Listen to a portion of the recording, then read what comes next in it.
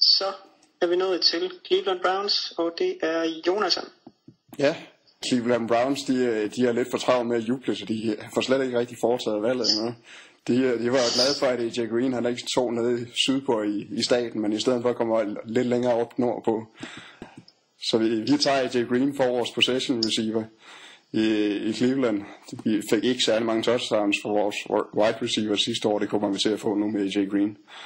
Jeg tror på, at vi har quarterbacken for fremtiden i Colt McCoy. Fantastisk valg for Browns for mit valg, synes jeg. Selvom de tidligere har investeret 2 relativt tidlige valg i Robisky og Massacre. Jeg er meget svært ved at modavne til det her. Altså, AJ Green er ifølge nogle af draftens bedste spillere. Jeg ved ikke lige, om han er den bedste, næstbedste eller tredje bedste, men han er i hvert fald en af de bedste. Og Browns, de har brug for en playmaker offensivt. De har, som du selv nævner, Robisky, Massacre, der er ikke nogen af dem, der sådan har skilt sig væsentligt ud. De gik af med Kellen Winslow for nogle år siden, Colt McCoy, ja, det ved man ikke rigtigt. De har brug for AJ Green. Det er fremragende valg. Ja, jeg er enig. Jeg havde faktisk formået fuldstændig at glemme AJ Green, så jeg sad og ventede på, at vi tager cornerback. Men nej, selvfølgelig AJ Green er der. De giver alverdens mening her, og Tony Grossi fra Cleveland Plain Dealer, han har sagt, at han forventer, at Browns de enten tager en defensive lineman eller en receiver. Og hvis de kan få den bedste receiver i draften her, så tror jeg, at de slår til med det samme. Så er vi nået til San Francisco 49ers, og det er Henrik. Ja, og jeg kan glæde dig med, Peter, at nu går der en cornerback. Det overrasker mig. Fordi de tager nemlig Patrick Peterson. Jeg tror, at 49ers vil sidde på draft day og håbe, at enten Von Miller eller Robert Quinn falder til dem, fordi de netop skal bruge den her 3-4 årsrede linebacker. Når det, så har de også et kæmpe behov på cornerback, og jeg tror ikke, de vil være specielt ked af, at efter min mening, draftens bedste cornerback, han falder her til. Jamen, jeg kan ikke rigtig argumentere imod det. Jeg forventer også en cornerback her. Altså, værdien er simpelthen for god på det her tidspunkt. Så Patrick Peterson, han er en af de spillere, som mange betragter som draftens bedste, og Fortniners har altså også et need på cornerback. De har større needs. Baller end Blaine Gabbert kunne han måske også blive valgt. Men Peterson, han er meget svær at argumentere imod her, synes jeg. Ja, jeg er også fuldstændig enig. Den var der vist ikke så meget tvivl om. Jo, jeg ville jo nok have taget den anden cornerback, men det er derfor, jeg var nødt til at understrege, efter min mening, den bedste cornerback. Nej, men nu bliver vi også nødt til at understrege, at når det er en mock draft, så handler det lige så meget om, hvad vi tror holdene de gør. Og jeg tror, der er højst 5 hold, og de er ikke i toppen. Der synes Prince Amukamara er bedre end Patrick Peterson. Jeg er nok rimelig enig om den holdning. Men hvad gør Titans så, Jonathan, med 8. valget? Ja, så der kom jeg faktisk lige i tvivl. Lige umiddelbart, så ville jeg jo helst have en quarterback eller en defensive lineman til dem. Quarterbacken er der ikke længere rigtig nogen potentielle i, efter både Gabbert og Newton er væk. Så skal vi i stedet for over i noget defensive line, og mit valg, det falder så på Nick Fairley. Udelukkende, fordi at han er best player available inden for position of need på nuværende tidspunkt. Ja, man kan sige, det er også et ved at være et populært valg, det her, og det er det selvfølgelig også, fordi det giver god mening. Altså, han er en spiller, der har været nævnt som potentielt topvalg tidligere på året. Og kan man få ham med 8. valg, så bør man da i hvert fald kraftigt overveje det. Når man så yderligere har et need på positionen, så begynder det at ligne en no-brainer. Man kan måske diskutere om en Prince Amukamara, han skulle blive valgt, men ja, det var lidt derhen jeg var henne af og var i tvivl, fordi at jeg ser mere værdi i USA Prince Amukamara, men igen, det kan jeg så også godt være ret enig om, og vi kommer nok ikke udenom, at defensive line, det er et større problem for Titans på nuværende tidspunkt end cornerback er. Ja, så kan man måske også fremhæve, at uden at vi skal sidde her og gøre noget draft prospect til en kæmpe stjerne nu, så Nick Fairley kunne måske minde en lille smule af Albert Hayford, som jo i den grad strålede, da han spillede for Tennessee. Ja, altså en sidste mulighed kunne være spilleren, som vi jo havde i vores seneste mock, Jonathan, nemlig Julio Jones. Men det var så i en situation, hvor Nick Fairley var væk. Han var væk. Ja, lige præcis. Ja, jeg tror, det er det mest oplagte at gå efter Fairley. Så er vi nået til Dallas Cowboys. Og hvad gør de så, Henrik? Jamen det her, det er jo historie. Fordi jeg tror, at de tager Tyron Smith, offensive tackle, og det vil i så fald være første gang nogensinde, at Jerry Jones vælger en offensive lineman i første runde. Men det tror jeg simpelthen, de gør, fordi at de har spillet sidste sæson med Doug Free derovre, og han har kostet dem mere end en sejr. Det har de bare ikke råd til. De har så stærkt et hold. De har potentielt holdet, der kan gå hele vejen til Super Bowl. De har for den tilskud også holdet, der kan vinde Super Bowl. Men de skal bare bruge en Tyron Smith, og de skal også holde Tony Romo oppe. Og det er altså bare ikke med Doug Free, man gør det. Ja, jeg troede faktisk, du ville tage Amon Kamara, må jeg indrømme. Men jeg er også selv meget stor fortsætter for Tyron Smith. Jeg er nemlig også selv stor fortsætter for Tyron Smith. Og mit også er det den ene offensive tackle, der er i top 10 vil være. Okay, så jeg var faktisk klar til at ringe fra Houston og få Wade Phillips til at ringe op til sine gode venner i Dallas. Ej, det er de nok ikke, så det var ikke lige der, vi kunne trade, men jeg ville gerne have traded op der, fordi jeg var også helt sikker på, at Dallas ville tage mig for meget.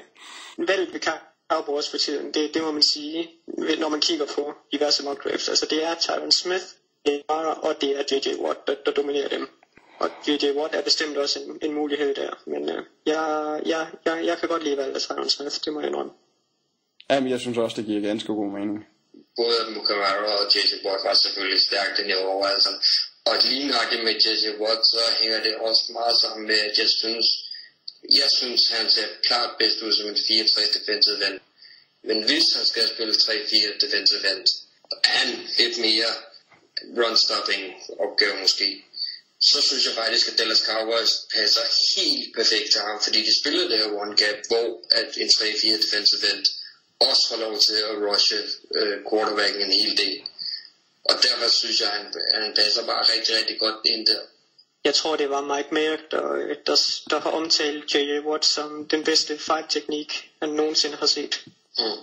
Jeg er tæt på at være enig med Mayock. Jeg synes altså ikke, at han er en 4-3 defensive end. Jeg ser ham stadig som en 3-4. Jeg er enig i, at han passer bedst til et system som Dallas, men jeg vil stadig se ham selv hos, lad os sige Steelers, eller lad os sige Patriots. Der vil jeg stadig hellere se ham som det, end jeg vil se ham inde hos et 4-3 hold. Jeg synes, at han skal, og det kan han også, det er slet ikke det, men jeg synes bare, at han skal tage på, hvis han skal spille 3-4 defensive end. Fordi lige nu, synes jeg mest, at han er bygget som en 4-3 defensive end. Noget helt andet jeg synes, han er uden for den opdraft her. Nej, okay. Ja, lad os prøve at komme tilbage på sporten.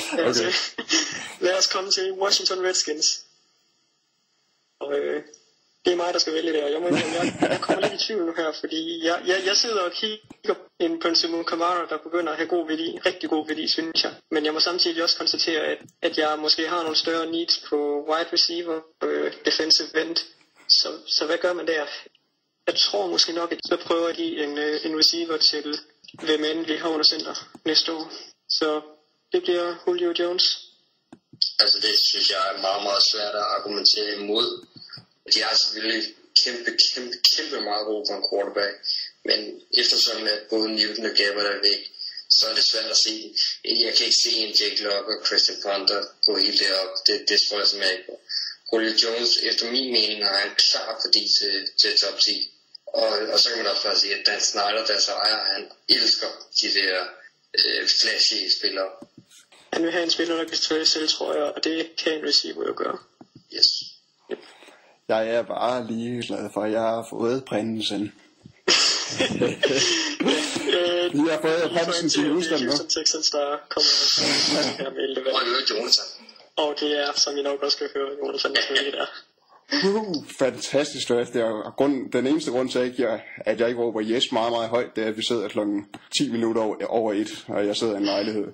Cornerback, det var en af de positioner, jeg havde til Texans. Jeg er ret sikker på, at de vælger en defensiv spiller i år, fordi at jeg tror, Wade Phillips han for noget, jeg skulle have sagt, selvom han kun er DC. Og så får de altså best player available med afstand, efter min mening, for det her tidspunkt. Jeg synes, den er svær at argumentere imod. Ja, det synes jeg også. Altså, ja, man kan så diskutere, om de vil... Det er jo andet år i træk, de tager en cornerback i første runde, men altså, de skal tage den bedste defensive. Der er så god værdi her. De skal tage den bedste defensive spiller, de kan få. De har brug for spillere stort set over alt der. Og er det en pass rusher, så er det en pass rusher. Er det en cornerback, så tager de en cornerback. Og hvis det er en defensiv linjemand, jamen så tager de en defensiv linjemand. De skal bare gå efter værdien, og den er på Prince Mukamara her. Og jeg er meget enig med begge ting, eller alle tingene, I siger. Og så kan man også, nu siger Jonathan, at Wade Phillips han får noget at skulle have sagt. Det skal den simpelthen have, fordi de rykker op til de forsvar, de har bare ikke kvalitet efter min mening lige i øjeblikket. Og så kan man også sige, at for Houston til en cornerback i første runde sidste år, så gælder det bare, og det gælder for den skud. Så for Jackson og Tennessee, at de spiller altså 2 gange hvert år mod Peyton Manning. De skal have så meget opdækning som overhovedet. Ja, det eneste jeg så kunne have overvejet i stedet for, det kunne have været at tage enten J.J. Watt eller Cameron Jordan, som var de tætteste, jeg mener har værdi på nuværende tidspunkt til 3-4 forsvarer. Men jeg synes bare, at de ser ganske okay ud på 3-4 defensive end, primært fordi de har den ene af dem i Mary Williams. Og så er der bare så god værdi i Princeton, at det er svært at hoppe udenom. Nå, men der vil jeg så lige komme til, at jeg har altså, det går nok et stykke tid siden, men læste det interview med Wade Phillips, hvor han siger, at han kunne forestille han har ikke lagt sig fast på det, men hvor han kunne forestille sig, at han ville bruge Mary Williams som outside linebacker. Ja, det tror jeg ikke på. Det kan jeg bare ikke forestille mig. Jeg tror ikke på den, men det må jeg indrømme. Jeg synes, alle indikationerne, man har set fra starten, de peger i retning af, at han vil blive brugt som 3-4 end. Men altså, man kan sagtens argumentere for, at det er holdets bedste pass rusher, og i 3-4 forsvar, så har man typisk sådan en på outside linebacker. Men så kan man så også gå tilbage til den, jeg havde med Dallas, at J.J. Watt ville passe godt der som 3-4 defensive, fordi de spiller der one gap. Det gjorde de under Wade Phillips, så må det ikke også, som bringer det med så over til Houston. Og så kan Mary Williams så kan han stadig komme til at være pass rush. Prøv lige at forestille jer på passing downs i 3-4 forsvar, have J.J. Watt på den ene defensive end og Mary Williams på den anden. Og så er han outside linebacker, hvis de får fat i det også. Ja, det kan godt gøres. Jeg begynder at sidde og savle der, tror jeg. Jeg begynder at sidde og frygte for Peter.